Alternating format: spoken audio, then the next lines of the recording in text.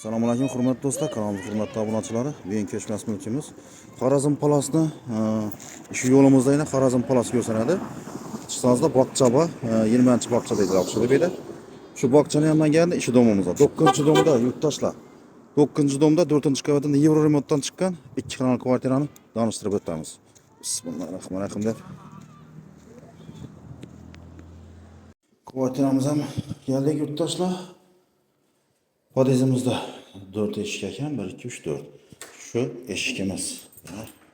14-kvartira ekan yurtdoshlar. Bismillahirrohmanirrohim deb girsak, girgandan linoleumlar ham yangi to'shalgan.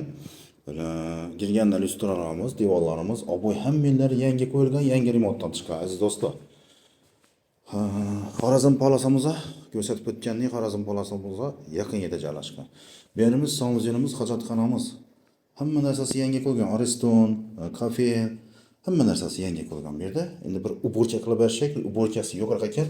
Bu yerda ayollarimiz uchun oshxonasi, ko'rib turganingizdek, kuxna mebellari, ataplenalari, hamma narsasi bor.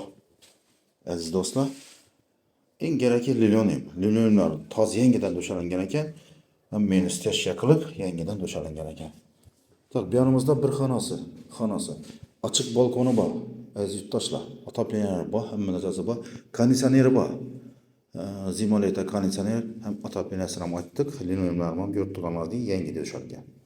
Bu yorimizda spalnisini ham devorlari bo'y ekan.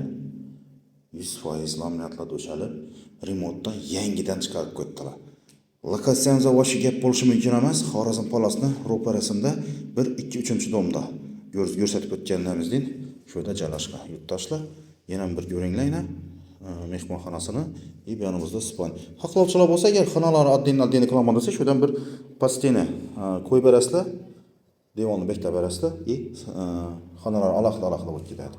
Aziz do'stlar, ko'rganlaringizdek, shunday bir xonali, 2 xonali kvartiramiz. Xorazm Palas lokatsiyamiz. İcra ko'p qo'yaman desangizlar ham to'shab bersangizlar $200, $300dan ijara o'tiradilar bu yerda yurtdoshlar. Hamma narsasi bor, konditsioner desangizlar konditsioner, ataplen desangiz ataplenasi ham bor ekan.